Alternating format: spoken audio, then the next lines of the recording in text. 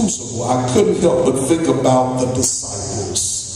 For according to our text, before Jesus went back to heaven, he assembled his disciples together, who themselves have been through a crucible experience. For it seems that they came together for one last worship service during the time that we now call Pentecost. Now, the word Pentecost means 50th, and it refers to the Jewish feast held 50 days after the Passover.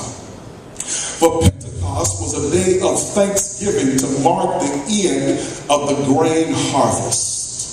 And the people would take 2 loaves of bread made from the new wheat and 2 young lambs and wave them before the Lord as a thank offering. For the people would thank God by praising God for providing for them a job and money to pay their bills.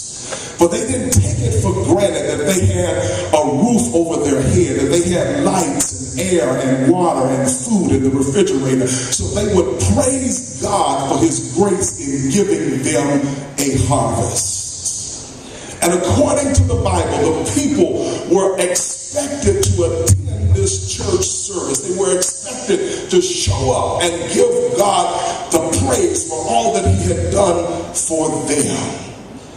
So they could not stay out all night or the night before after the Ricky Smiley contest and concert and miss the service. They had to come in person to offer their praise and to give God their offering. For they understood that any success that life had given them was orchestrated by the hand of God. And as an act of gratitude, they had to give back the best or the first of that which God had blessed them with. And so it was Pentecost time in Jerusalem, and Jews from all over the world had come to observe this feast, to observe this celebration. For just 50 days before Pentecost, the Jews celebrated Passover.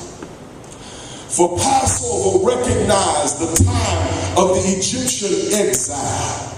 For the Jews were held in exile or in bondage for over 400 years. But it was during Passover in Egypt that not only did God free Israel, but God allowed a death angel to skip Israel. For when the death angel saw the blood, it would pass over that house. For blood was the only thing that kept them alive that night. For God made a way for them in that what could have killed them didn't even touch them. And how many of us this morning can look back on our Egypt experiences, look back on our Egypt and look back on a place and a time and see that what could have killed us didn't even touch us? Why? Because of the blood that was applied to the doorpost of our lives. And as we pick up the 2nd chapter of Acts, it has been 50 days since Jesus was crucified, and the followers of Jesus have assembled themselves together in anticipation of what God is about to do in their lives. For God had promised to leave this church some help. God had promised to leave them a helper. God had promised to leave them a comforter. And so Jesus kept dropping in on them until the church was ready for the help that he had for them. For what we see here is that for 50 days, God had to get the disciples ready to be able to receive their help. For there's nothing worse. There's nothing worse than trying to help somebody who is not ready to be helped. There's nothing more frustrating than pouring your all into something or to someone who is not ready for change. And so we see here that sometimes God has to wait before he sends us our help. Because if we are not ready to handle the help, it will be a waste of time and help. For some of us would waste a good help down the drain. I mean, we would mess up the help. Lord, help me up in here.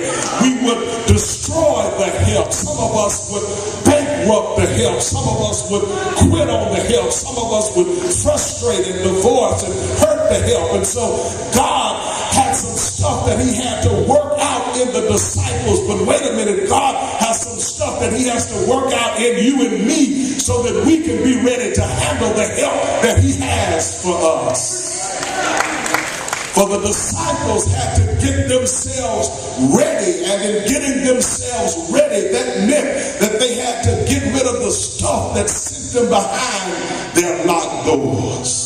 For if you remember, the disciples have spent most of the last 50 days hiding behind locked doors.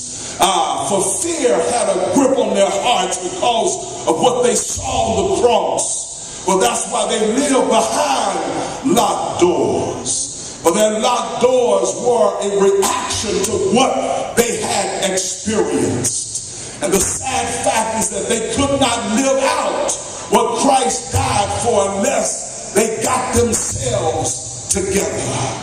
And I believe that this is a significant point for all of us. That nothing powerful and nothing significant will happen until we get ourselves together.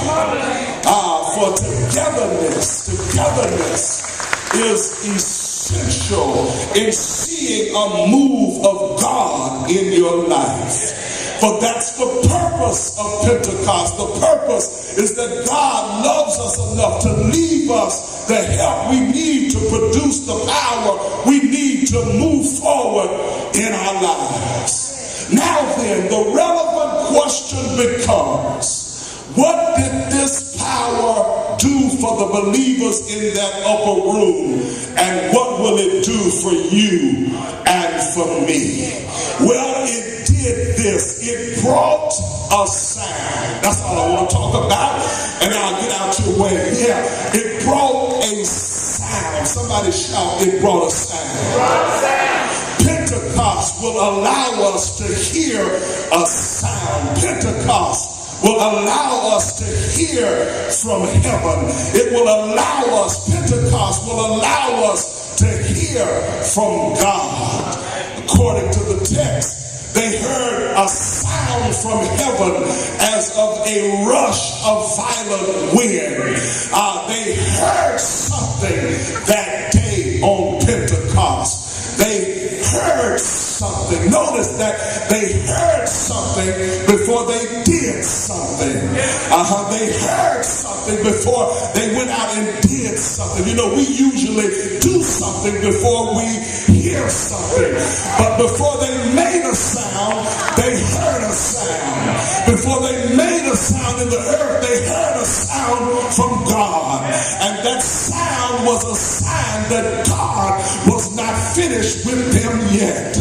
In spite of how they acted and cut a fool at Calvary, this text tells us that God was not finished with them. In spite of how they fell short of the glory of God, that sound is a sign that God is up to something in your life. Oh yeah, he's up to something in your life. He's up to something up in here today. For you and I need to know that the sound is a sign that God is sending his spirit. And we must be filled. You don't hear me this morning. We must be filled with the Holy Spirit.